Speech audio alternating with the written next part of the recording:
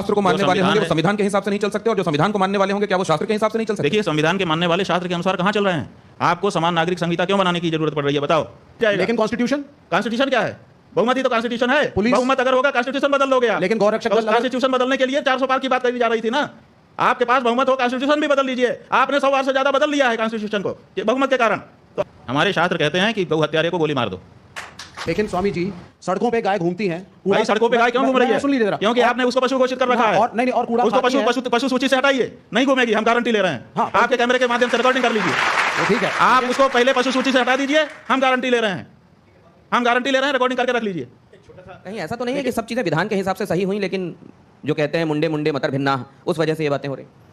देखिए, विधान कोई मुंड में नहीं होता है। आपकी ये गलत धारणा है कि विधान मुंड में होता है। विधान पहले से लिखा हुआ होता है। अंबेडकर चले गए, नेहरू चले गए, राजेंद्र प्रसाद चले गए, 176 लोग जिन्होंने संविधान सभा में काम किया था, उनके हस्ताक्षर संविधान के अंत में हैं, वो सब चले गए, लेकिन संविधान जहाँ का तहाँ है। तो मुंड में मति होती है, ऐसा नहीं है। मुंड में विधान नहीं होता, विधान तो सामने लिखा हुआ होता है। मुंड तो उसकी समयानुसार व्याख्या करता है। इतनी छूट है मुंड को कि अपने समय के अनुसार तुम व्याख्या कर लो, लेकिन मुंड को लाइन अपने अनुसार क्रिएट करने की छूट नहीं है कहीं पर भी। तो धर्मशास्त्र पहले से लिखा हुआ है, उस धर्मशास्त्र की पंक्ति को निकालिए, उसके ऊपर चर्चा करिए, उसमें मुंड काम आएगा। आप व्याख्या करिए, कुछ क्या दिक्कत है? आप व्याख्या करेंगे, हम मानेंगे। लेकिन व्याख्या करने के लिए कौन आया? किसने पंक्ति बताई कि हाँ यहाँ ये पंक्ति है? पंक्ति तो पंक्ति है, आपको व्याख्या करने की मुंड में छूट है, इससे ज़्यादा छूट नहीं है। तो जब मुख्यमंत्री आपको एक संत दिखाई देते हैं तो क्या ये बात आपको आश्वस्त नहीं करती कि चीज़ें सब विधान के हिसाब से ही हो रही होंगी? देखिए, बात यह है कि संत क्या और असंत क्या, जो जिस गद्दी पे बैठा है उस गद्दी की अपनी मांग होती है। जो जहाँ पर बैठा है वो मुख्यमंत्री हैं इस समय। आप लोग उनको संत भी कहते हैं, हमको अच्छा नहीं लगता है। वो महंत और राजनेता दोनों एक साथ कोई नहीं हो सकता, न्याय नहीं कर पाएगा। इसलिए क्योंकि संत की जो गद्दी है उसकी अलग बात है, और जो राजनेता की गद्दी है, मुख्यमंत्री की गद्दी है, उसकी एक अलग बात है, उसकी अपनी मांग है।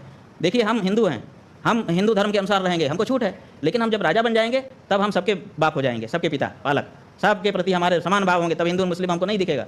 तो दोनों की अपनी प्रकृति है। तो आप विरुद्ध प्रकृति की दो गद्दियों पर एक साथ कैसे बैठ सकते हो? आप या तो मुख्यमंत्री रहोगे या तो महंत रहोगे। तो आप तो मुख्यमंत्री की शपथ ले चुके हैं, मुख्यमंत्री हैं, तो मुख्यमंत्री को मुख्यमंत्री कहिए। जब वो मुख्यमंत्री पद से हट करके गद्दी पे जाएंगे तब हमको उनको गद्दी वाला मानेंगे, तब उनके साथ संत का व्यवहार करेंगे। तो स्वामी जी, क्या शास्त्रों में और संविधान में विरोधाभास है? बताए क्या नहीं है, और इसलिए तो ये विरोधाभास तो फिर हमेशा रहेगा। क्या विरोधाभास है? आप कह रहे हैं कि जो संविधान की गद्दी में बैठा हुआ है वो शास्त्र के हिसाब से होने वाली गद्दी में नहीं हो सकता, और जो शास्त्र वाली गद्दी में बैठा हुआ है वो संविधान वाली गद्दी में नहीं हो सकता। ठीक है, मतलब क्या इनमें विरोधाभास है क्या, शास्त्र में और संविधान में? बिल्कुल विरोधाभास है। धर्मशास्त्र की अपनी मर्यादा है, उसके काम करने का अलग तरीका है। तो जो शास्त्र को मानने वाले होंगे वो संविधान के हिसाब से नहीं चल सकते, और जो संविधान को मानने वाले होंगे क्या वो शास्त्र के हिसाब से नहीं चल सकते? देखिए, संविधान के मानने वाले शास्त्र के अनुसार कहाँ चल रहे हैं? आपको समान नागरिक संहिता क्यों बनाने की जरूरत पड़ रही है, बताओ? अगर शास्त्र और संविधान दोनों साथ साथ चल सकते हैं तो आप समान नागरिक संहिता के बारे में क्यों लंबे समय से सोच रहे हो, क्यों उसकी बात करते हो? समान नागरिक संहिता बनानी ही इसलिए पड़ रही है क्योंकि धर्म अलग रास्ते जा रहा है। देखिए, धर्म जो है वो लोक के साथ परलोक को भी सोचता है, और संविधान में परलोक की कोई व्यवस्था नहीं है। कैसे हमारी आवश्यकताओं की पूर्ति वो करेगा संविधान? इसलिए धर्म को छोड़ करके हम कैसे संविधान पर पूरी तरह से अवलंबित हो सकते हैं? उसमें परलोक की कहाँ चर्चा है, बताइए? वो केवल लोक के बारे में व्यवस्था बताता है, और हमारा धर्म वो लोक और परलोक दोनों को सुधारने की बात करता है। अंतर है दोनों में।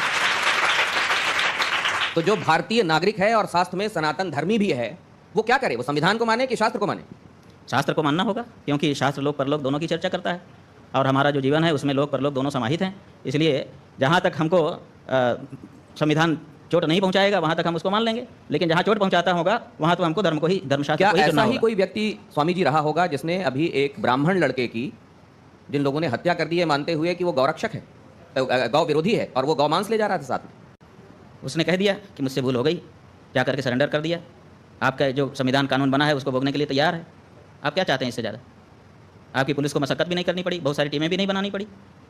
वो तो स्वयं सामने आ गया, आकर के उसने समर्पण कर दिया कि मुझसे भूल हो गई, गलती हो गई, और मैं तैयार हूँ, जो आपका कानून है उसके अनुसार मुकदमा चलाइए, सजा दीजिए। तो गौ रक्षा के लिए जो लोग कानून हाथ में लेते हैं, आपके हिसाब से ठीक करते हैं? भाई, गौ रक्षा के लिए कानून हाथ में लेने के लिए हमको आदेश है। हमारे शास्त्र कहते हैं कि गौ हत्यारे को गोली मार दो, है आदेश। हमने अपने मन पे पत्थर रखा है और भारत की सरकार से अपेक्षा की है कि ये हमारे हृदय पर जो चोट है उसको दूर करेंगे। कानून दूर नहीं कर रहा है तो आखिर हिंदू कब तक ये सहता रहेगा? 75 से ज़्यादा साल हो गए, हम छाती पे पत्थर रख करके बैठे हैं कि हमारी माँ को मारा जा रहा है, कानून कुछ न कुछ हमारी मदद करेगा। लेकिन स्वामी जी, सड़कों पे गाय घूमती हैं। भाई, सड़कों पे गाय क्यों घूम रही है? सुन लीजिए जरा। क्योंकि आपने उसको पशु घोषित कर रखा है। और नहीं, और कूड़ा उसको पशु सूची से हटाइए, नहीं घूमेगी, हम गारंटी ले रहे हैं। हाँ, आपके कैमरे के माध्यम से रिकॉर्डिंग कर लीजिए। तो ठीक है, आप उसको पहले पशु सूची से हटा दीजिए, हम गारंटी ले रहे हैं, हम गारंटी ले रहे हैं, रिकॉर्डिंग करके रख लीजिए। लेकिन आप उसको पशु सूची से हटाइए। प्रेम कुमार जी को एक बार ले आऊं, उसके बाद अपनी जी आप एक्स्ट्रा कॉन्स्टिट्यूशनल नहीं हो जाएगा अगर हर नागरिक हर धर्म, आप तो हिंदू धर्म के हर नागरिक नहीं बहुमत। देखिए, आप हर नागरिक हमारी बात मत करिए जी। जो बहुमत का फैसला होता है आप वाले सिस्टम में वही माना जाता है। जिसके पास एक ज्यादा वोट आ जाएगा वो लाखों वोटों को व्यर्थ बना करके स्वयं जीत जाएगा। लेकिन कॉन्स्टिट्यूशन कॉन्स्टिट्यूशन क्या है? बहुमत ही तो कॉन्स्टिट्यूशन है। पुलिस- बहुमत अगर होगा कॉन्स्टिट्यूशन बदल लोगे आप। लेकिन गौरक्षक दल अगर- कॉन्स्टिट्यूशन बदलने के लिए 400 पार की बात कही जा रही थी ना। आपके पास बहुमत हो, कॉन्स्टिट्यूशन भी बदल लीजिए। आपने 100 बार से ज्यादा बदल लिया है कॉन्स्टिट्यूशन को कि बहुमत के कारण। तो आप बहुमत की आवाज को कैसे दबा सकते हैं? नहीं, ये बहुमत की आवाज है कि गाय की हत्या नहीं होनी चाहिए। बहुमत की आवाज है, आप इसकी उपेक्षा नहीं कर सकते। लेकिन इस देश में कोर्ट भी है, वकील भी भाई, है, कोर्ट है पुलिस तो हम भी कहाँ कह रहे हैं? तो गौरक्षक दल अगर इनको साइड करके खुद न्याय करने लगेंगे, हाँ, खुद न्याय तो करेगा, ये आप अपने कानून के unconstitutional है। अनुसार उनके ऊपर मुकदमा चलाइए।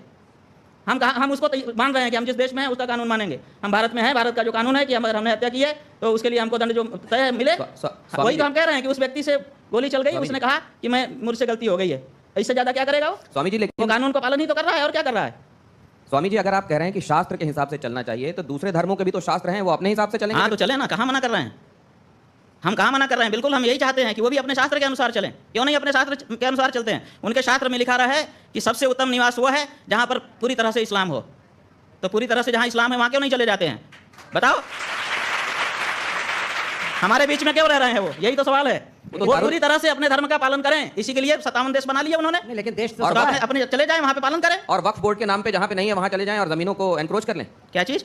वक्फ बोर्ड के नाम पे जमीनें भाई encroach कर लें। हमारा वही कहना है कि उनको ऐसे जहाँ पर उनके धर्म के अनुसार का वातावरण नहीं, उनको क्यों रहना चाहिए? विशेष करके तब जब धर्म के नाम पे उन्होंने हमारे देश का एक टुकड़ा बांट तो लिया। फिर वो दारुल हरम वाला जो कॉन्सेप्ट है वो फिर उसका क्या? वही हम कह रहे हैं कि उनको अपने धर्म के अनुसार रहने की छूट है, लेकिन वो अपने वातावरण में जाके करें, वो हमारे कुमार जी वातावरण को- में हमको रहने दें। प्रेम कुमार जी को लाता हूँ मैं इसमें। प्रेम कुमार जी, शंकराचार्य जी ने कई हेडलाइंस दिए हैं आज की बातचीत में। गो हत्या क्या है? गो हत्या पर आप कह रहे हैं बलि देना, किसी को मांस के हिसाब से, खाने के हिसाब से पशु की हत्या करना, गाय की हत्या करना, गाय के संदर्भ में गो हत्या। सिर्फ यही गो हत्या है क्या? भूखे गौशालाओं में मरती हुई गायें ये गो हत्या नहीं है? इसके लिए कभी आपने कभी कोई आवाज़ नहीं? क्यों गाय गौशाला में गायों की हत्या, मौत गो हत्या मैं मानता हूँ, लेकिन वो गो हत्या नहीं है क्या? उस पर भी तो कोई दृष्टि होनी चाहिए। मैं एक और सवाल रखता हूँ, मेरी आवाज़ में थोड़ी तलखी आ रही है, मैं क्षमा मांगता हूँ, लेकिन और भी बात आ रही है। नहीं, जिस जैसे आपके मन में भाव है वैसे ही व्यक्त करिए, हम इसका स्वागत करते हैं। ठीक है, मैं धन्यवाद। एक साथ साथ और भी बातें हैं। भाई कश्मीर में पंडित विस्थापित हुए ना, कितने लोगों को बसाया गया, कितने पंडितों को बसाया गया, और इसके लिए किया क्या? एक हिंदू धर्म के शंकराचार्य के नाते हिंदू पंडितों को वहां बसाने में क्या किया गया? आपका क्या योगदान रहा? सरकार को जवाबदेह बनाने के लिए आपने क्या किया? ये तो सवाल हम आपके सामने रखते हैं। सबसे ज़्यादा गायें कौन पाल रहा है? हमारी गौशालाएं पाल रही हैं, हमको इस बात का गर्व है। और आप ये मत कहिए कि व्यक्तिगत मेरे नाम से कितनी संपत्ति है, वही संपत्ति मेरी है। हिंदू धर्म का जहाँ जहाँ जो कुछ भी अवस्थापन है वो सब हमारा है, शंकराचार्य होने के नाते। जितनी गौशालाएं हैं वो सब हमारी हैं और हम वहाँ पर गौओं की रक्षा कर रहे हैं। जो गौएं मरी हैं, जिसकी रिपोर्टिंग आपके पत्रकारों ने की है, 99% वो गौशालाएं हैं जिनमें सरकारी अनुदान आ रहा है। उन गौशालाओं में गाय की हालत खराब हुई जब आपने कहा कि हम इस गौशाला में अनुदान करेंगे। अनुदान का जो पैसा है वो भ्रष्टाचार की भेंट चढ़ गया और गाय मर गई। आप निकाल लीजिए, सारी रिपोर्टिंग निकाल लीजिए। कौन दोषी है आपके हिसाब से और कौन ज्यादा दोषी? हम ये कह रहे हैं कि आप हमसे ये पूछ रहे हैं कि नाग अच्छा कि सांप अच्छा, बताइए। आप ऐसा फंसा रहे हैं कि किसी का भी नाम ले दें और हमको काट ले।